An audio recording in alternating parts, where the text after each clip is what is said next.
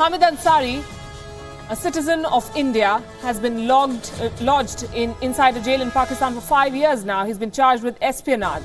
He's served his jail time, but Pakistan has refused to remit his sentence. So far, his whereabouts were unknown. Our Pakistan Bureau Chief Taha Siddiqui tracked him down in the Mardan Central Jail. This is what he found.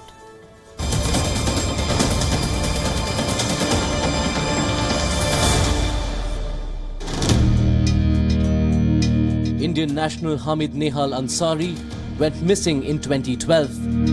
5 years later, he's been found inside the Mardan Central Jail in Pakistan, fighting for his freedom.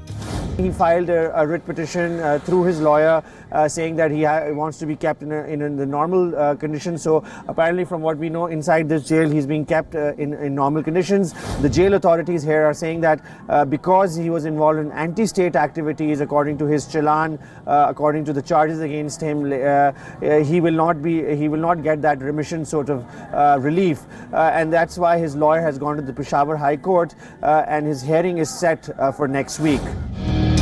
Ansari's lawyer, Qazi Muhammad Anwar, met him last month. He blames Pakistan's authorities for treating Ansari unfairly.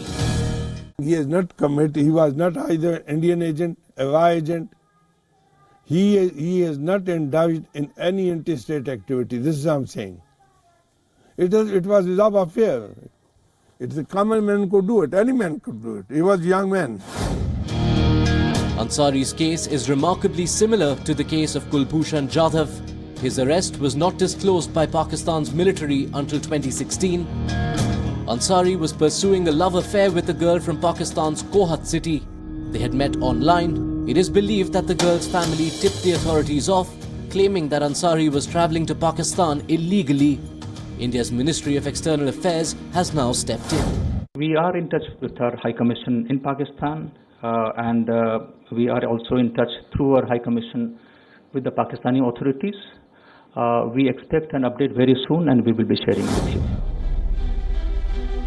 Hamid Nehal Ansari's case highlights the brazenness of human rights abuses in Pakistan. Islamabad's authorities went to great lengths to hide Ansari from the public view. Journalist Zeenat Shehzadi started investigating his case. Soon enough, she paid the price. Shehzadi went missing after she approached a government commission over Ansari's case. That was in 2015. She only resurfaced this month. Pakistani authorities say non-state actors were behind her abduction. Shehzadi herself is lying low, fearing for her safety. Human rights groups in Pakistan have begun rallying support for Hamid Nehal Ansari. In a country where they have established the military courts, that indicates who is powerful or who can take them. Who can bell the cat? It's very difficult. I'm apprehensive unless we have civilian government and civilian courts to decide it. Nobody in Pakistan have been punished. Ansari is caged in a country where the government itself is the biggest lawbreaker, and military kangaroo courts rule the arbitrary justice system. There's little hope of justice, but his friends and family haven't given up the fight. Bureau Report, WION. So what is it that took a young Indian techie from Mumbai to Pakistan? This is a story that begins with cross-border love. Some draw comparisons with the top Indian blockbuster on Indo-Pak love called Veer Zara. Others say it's reminiscent of what happened with Kulbhushan Jadhav.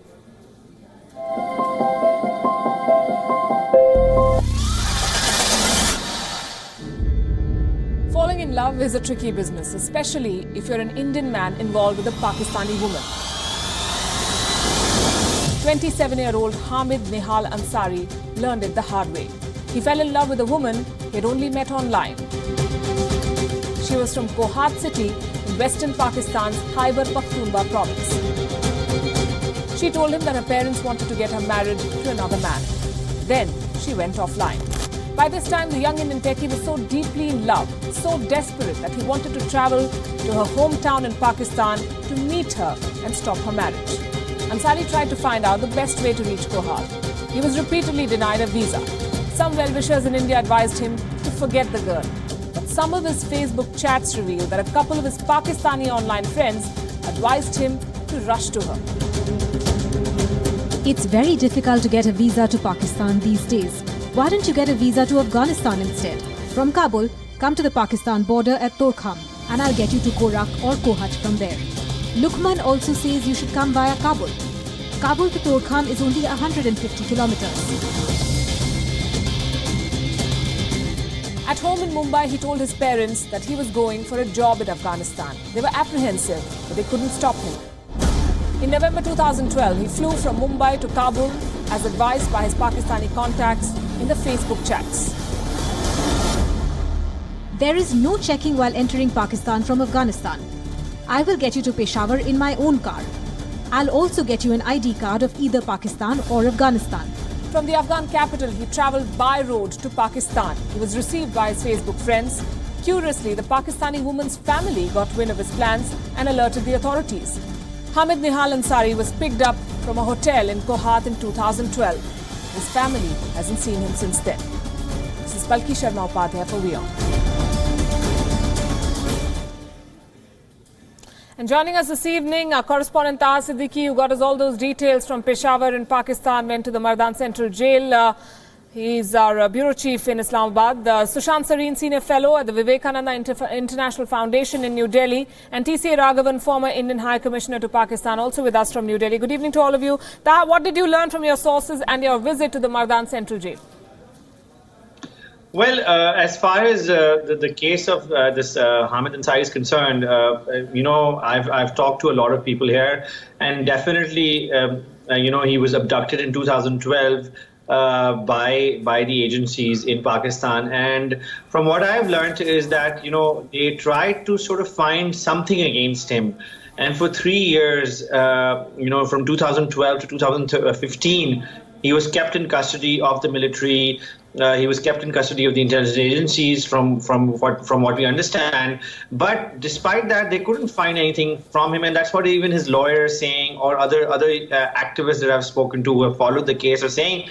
And then eventually, when the Missing Persons Commission was pursued by different people, including Zina Shehzadi, the journalist who had disappeared also for 2 years, after the Enforced Disappearance Commission got involved, then the military had to sort of say, yes, we had taken him, because he was actually in a hotel in Kohat, where there were eyewitnesses accounts of him being taken away, and the police had sent out a memo saying that we had helped some state agencies in arresting him.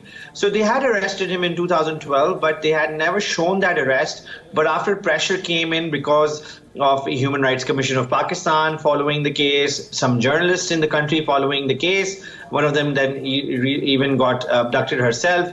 But then the pressure came, and then the military had to produce him. But as we've seen usually in cases like this, where even if they are wrong, even if they have mistakenly picked up or abducted somebody, usually accusations of treason, accusation of spying are common in these kind of cases, and that's what happened with him. From what I understand, he has been accused of spying, and he's been accused of espionage. But when you talk, when the lawyer was talking to me, and he has met his client many times, when you talk to the family, when you talk to the people he was involved with, it seems like it was just a love affair that went really wrong. Sushant Sareen, what is your reading of the case, looking at the facts that we have? Was this a honey trap? Is this man being used as a bargaining chip once he was arrested? Was he betrayed by some of his online friends? What happened according to you? See, we aren't clear whether there was actually a girl, or was it some kind of a trap which was laid out for him. But quite clearly, this guy was monumentally stupid to do what he did. Even if he had checked with somebody with a modicum of sense, he would have realized that he should not have done what he did. But nevertheless, forbidden love or the forbidden fruit is something which people have been falling for since the time of Adam and Eve. So another one bites the dust kind of a scene. But the point is that clearly, if he was some kind of a spy or some kind of a saboteur, he would not have been using somebody who got in touch with him on Facebook and promised to pick him up from Torkham and then bring him to Kohat or wherever godforsaken place he was taken to, he wouldn't have gone like that. There would have been a different network, a different channel that would have been used. And it was all right for the Pakistani authorities to pick him up because he had entered illegally or allegedly illegally.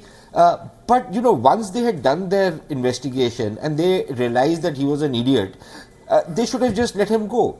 But to keep him in illegal custody for 3 years, and I'm sure he would have been put through the mill and tortured and everything else, and then to present him before court and then and that also a military court, not a civil court, because if he and ideally he should have been booked under an illegal entry, a visa violation, if he indeed had some kind of a visa.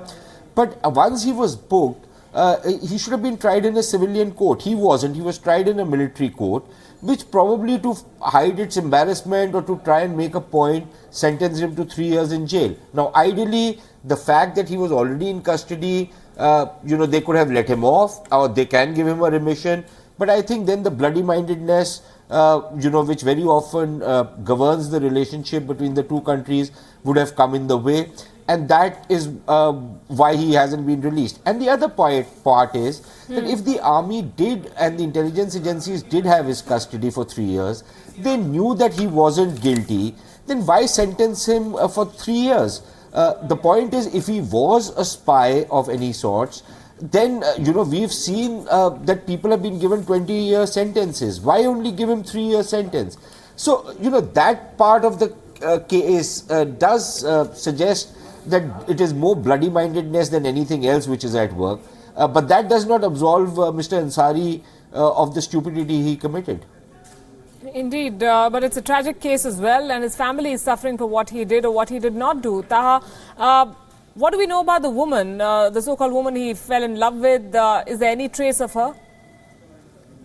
Apparently from when he was about to meet her, at that time she was supposed to get into a marriage contract with somebody here, and from what she had messaged him, the statements that have come out of her, he says that she was getting into a forced marriage.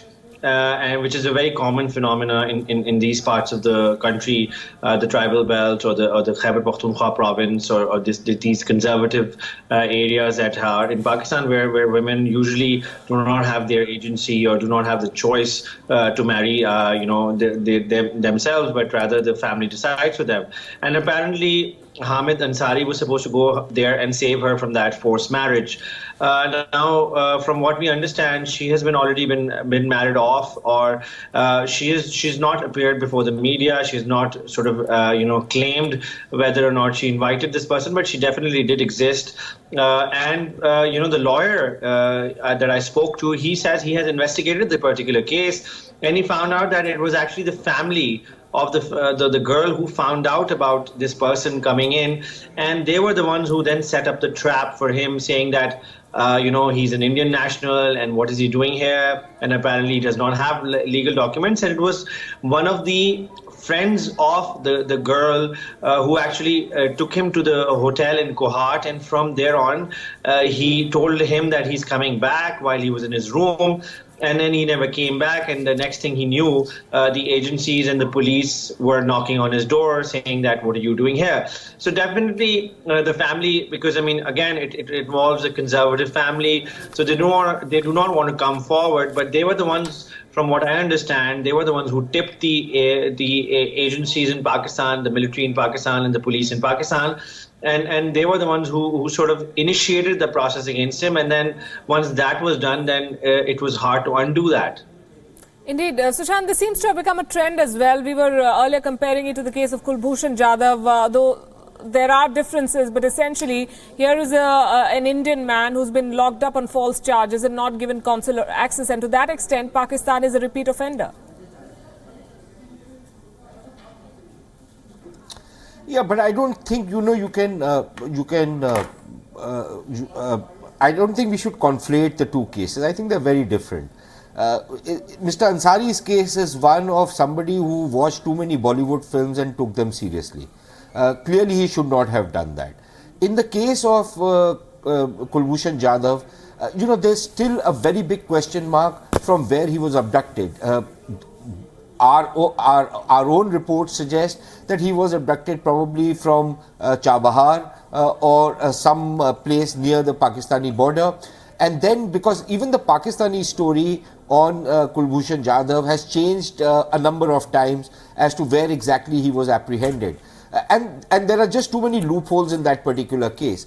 The problem in the Jadhav case is that if you are going to start abducting people because you want to use them to try and make some kind of a point before the international community or to prove a case which you've been trying to make for a fair bit of time, then you are entering into a very dangerous territory, because that's a game two can play. In the case of Mr. Ansari, I think it is overzealousness on the part of the Pakistani authorities to continue to persist with this guy, because if you know that here was this love-struck idiot who had walked in thinking that he'll act like a knight in shining armor, and clearly that was not going to happen, then you've put him through the mill, and it's about time that you let him go. He made a stupid mistake, he's paid the price, and it's about time you let him go rather than being bloody minded about it. So I think those two cases need to be dealt with separately. Also, Ansari's case has not become a politicized case. It is still very much a sort of a legal political case. It hasn't become, he hasn't become a kind of a cause celebre for Pakistani hardliners that please hang him, he's an Indian spy and stuff like that. It hasn't. In the case of Jadhav, it's become so politicized that finding any kind of a solution to that particular case, it seems very difficult at this stage. Perhaps maybe in the months or years ahead, there could be some kind of a swap or some kind of a deal. But as of now, Mr. Jadhav's case looks pretty grim. In the case of Ansari, since there is no such compulsions also, it can be used as a tool for making a kind of a peace offering of sorts. It would certainly send a message of goodwill for whatever that's worth between India and Pakistan. In any case, I think to keep him in this kind of custody is unconscionable even from the Pakistani point of view. Indeed. T.C. Raghavan, former High Commissioner to Pakistan, who was in service till December 2015, is with us. Mr. Raghavan, did this case come up before the Indian High Commission during your tenure, and what was the response of the Pakistani government then? We had taken up the matter of the detention of this young man a number of times.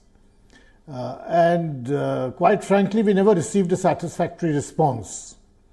At some stage, the Human Rights Commission of Pakistan, which is not a government body incidentally, it's a private organization, but the Human Rights Commission of Pakistan also got involved in the case, and they also pursued the matter. It appeared occasionally also in the Pakistani media. But despite all this, although we knew that this young man is in custody in Peshawar or thereabouts, we were never given a satisfactory response about why exactly is he being held and why the case is being regarded with so much suspicion in Pakistan. Question then, Mr. Raghavan, is what more can New Delhi do right now? I believe the government of India has tried very hard in this case. I know during my own tenure in Islamabad, we used to repeatedly take this matter up. And while there were many in the Pakistan government who were sympathetic and understood how something like this could have happened, nevertheless, the overall sense of suspicion which dominates many of Pakistan's security agencies, that ultimately won, which is why such a harsh and unsympathetic view was taken of this young man's predicament. Taha, how does Islamabad explain the disappearance of the journalist who tried to chase this story? We understand from the media reports that they said that it was non-state actors who abducted her.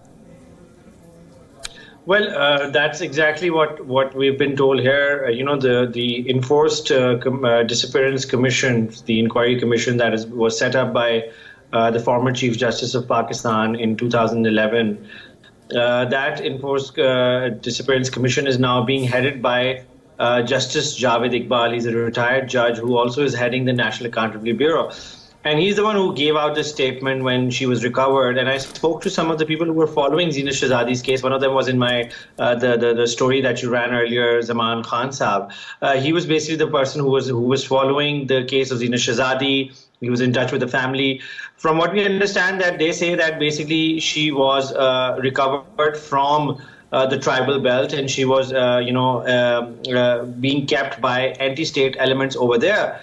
But that is one of those stories which is very unlikely and very not very believable. And even in the Pakistani community, journalistic community, it is not something that a lot of people are repeating. But at the same time, because that's the only version of truth or of facts that we are being told from government officials, that is the only one that is being repeated. But it has to be taken in that context that when Zina Shehzadi went missing, this was 2 days before she was supposed to appear before the Enforced Disappearance Commission. And from what I understand, I spoke to some people at the HRCP.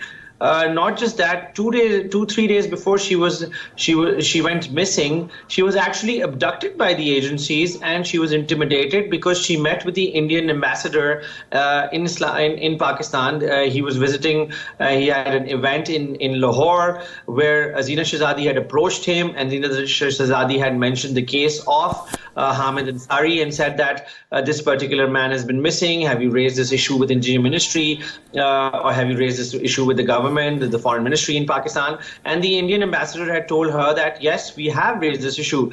So this conversation happened in front of the public. I have eyewitness accounts from that particular evening where Zina Shehzadi was asking the Indian ambassador about this. And then later on, very next day of that particular meeting with the Indian ambassador in public, she was picked up for a few hours. She was detained for a few hours, and the agencies threatened her. But apparently, she really wanted to find out about Hamid Ansari. She pursued the case. She was providing all legal sort of kind of help to Hamid Ansari's mother. She was providing her with contacts in the Pakistani civil society. Right. And all of that did not really go well with the Pakistani intelligence agencies here. And apparently 2 days before her actual abduction, she was already detained by intelligence agencies, according to some accounts from the Human Rights Commission of Pakistan.